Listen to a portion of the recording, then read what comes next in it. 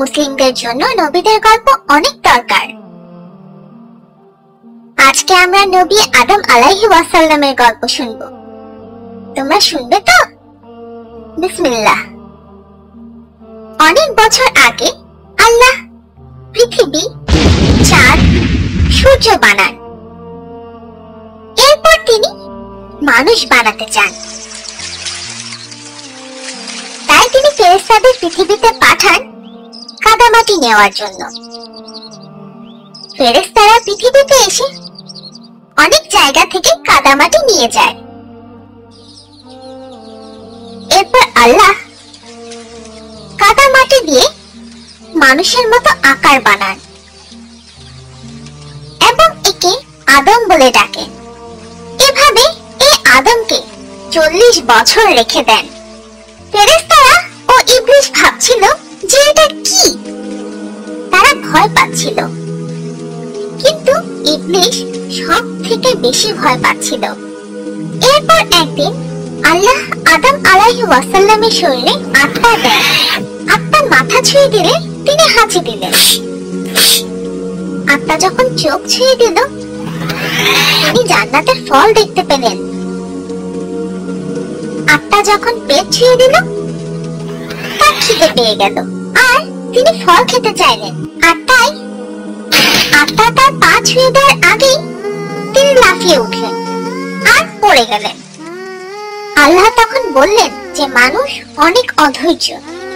আল্লাহ সকল ফেরেশতা ও ইবলিসকে বললেন আদম আলাইহিস ওয়াসাল্লামকে সিজদা করতে। এটা শুধু সম্মান দেখানোর জন্য ছিল, পূজা করার জন্য কিন্তু মোটেই না।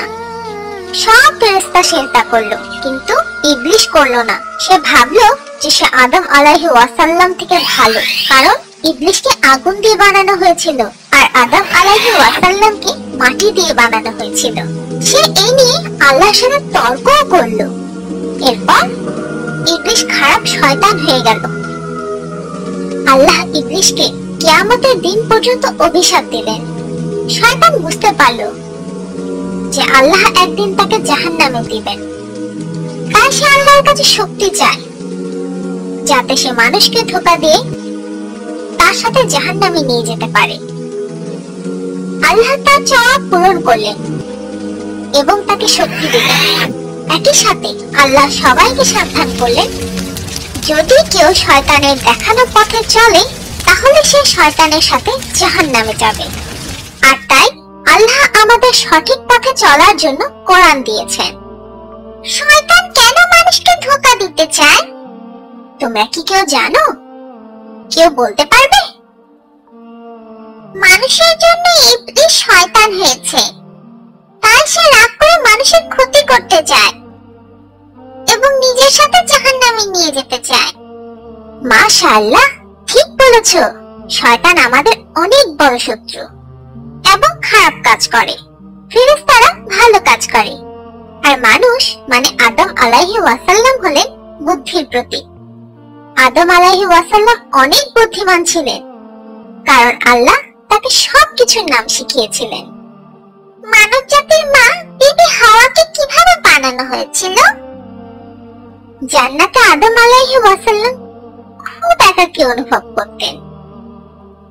একদিন তিনি ঘুম থেকে উঠে তার পাশে এক মেয়েকে দেখতে পান, যাকে আল্লাহ তার বুকের বাম পাশে সব থেকে ছোট হাড় দিয়ে বানিয়েছেন।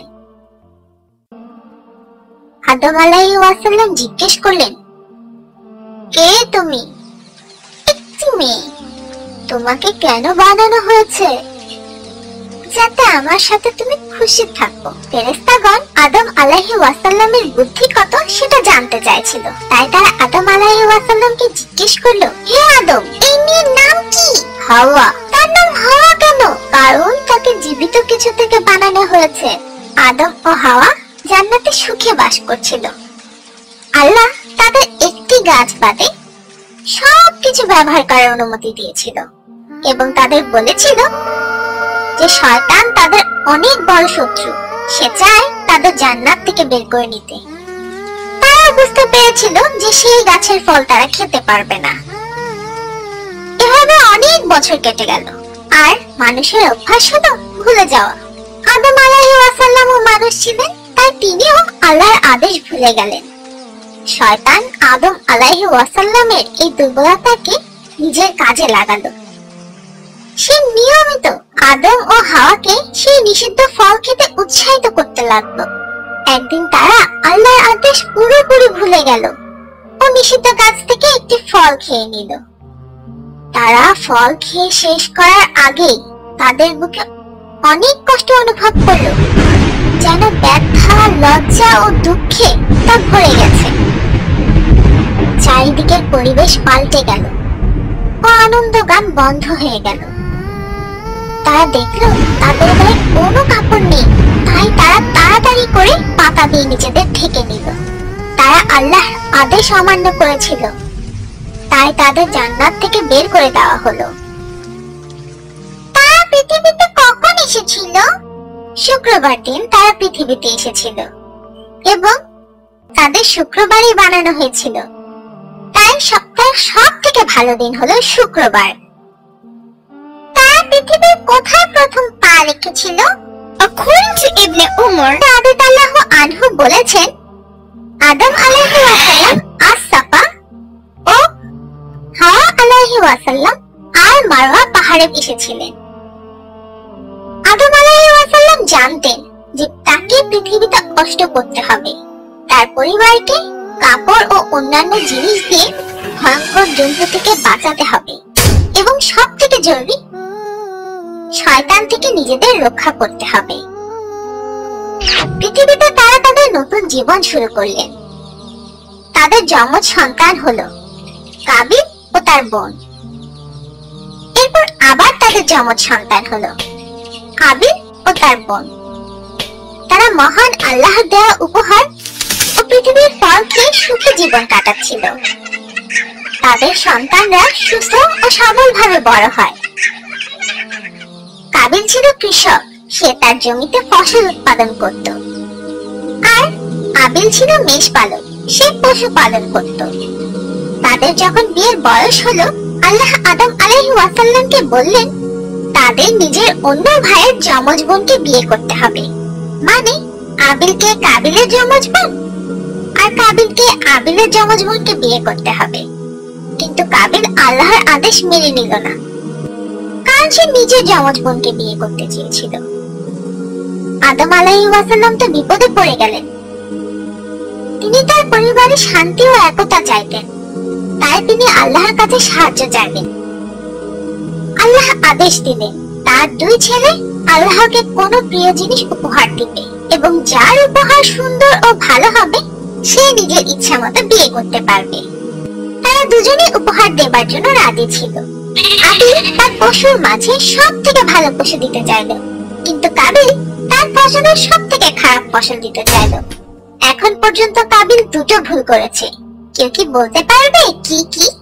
হ্যাঁ, সে আল্লাহর আদেশ অমান্য করেছে, কারণ আবিলের বোনকে বিয়ে করতে রাজি হয়নি এবং সে প্রিয় জিনিস উপহার দিতে চায়নি। হ্যাঁ, আল্লাহ কি তার উপহার মেনে নিতে পারত? না, ঠিক বলেছ, আল্লাহ তার উপহার মেনে নেননি, কারণ সে অবাধ্য ছিল। এর ফলে কাবিল অনেক রেগে যায়, কারণ সে তার সুন্দর বোনকে বিয়ে করতে পারল না। তার রাগ তাকে শয়তানের পথে নিয়ে গেল এবং সে আবিলকে হত্যার হুমকি দিল। একদিন আবিলের কাছ থেকে ফিরতে দেরি হচ্ছিল, তাই আদম আলাইহিস সালাম কাবিলকে পাঠালো তার খোঁজ নিতে।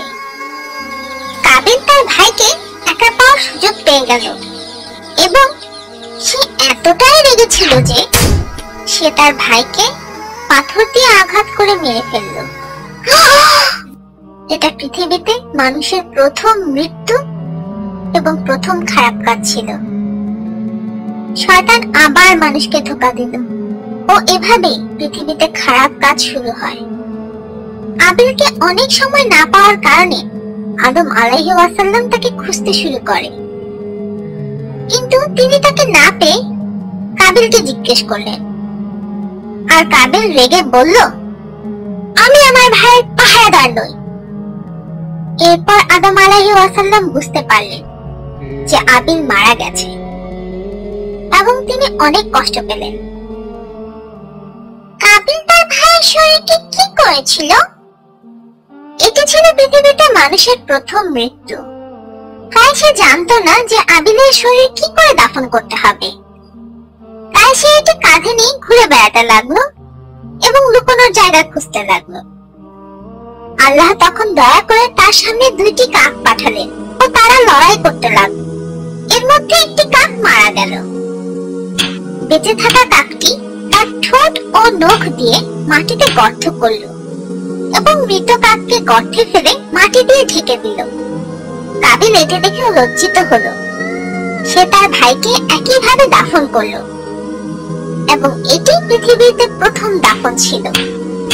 দুই ছেলেকে হারিয়ে আদম আলাইহিস সালাম অনেক বিষণ্ণ ছিলেন। এক ছেলে মারা গিয়েছিল এবং অন্যজন শয়তানের পথে চলছিল। তিনি তার পুত্রদের জন্য প্রার্থনা করলেন এবং তার অন্যান্য সন্তানদের ও নাতি নাতনিদের উপদেশ দিলেন।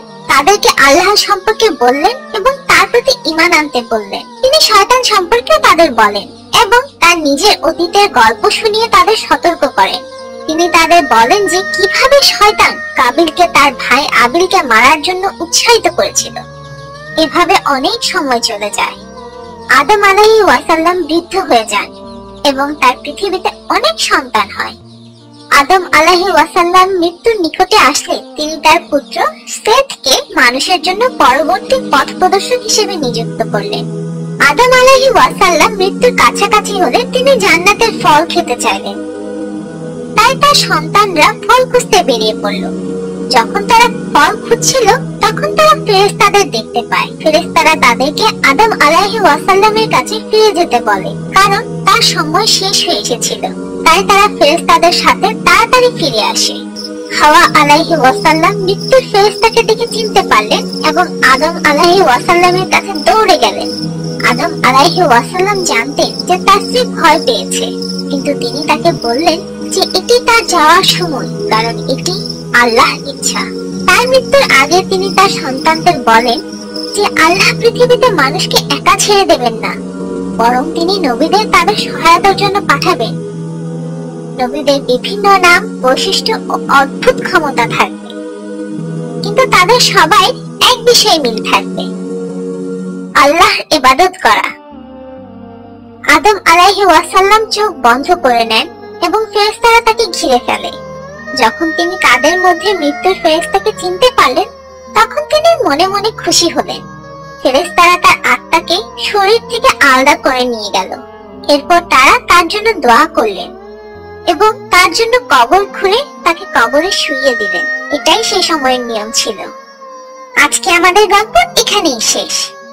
ইনশাআল্লাহ এরপর আমরা অন্য কোনো নবীর সুন্দর গল্প শুনবো।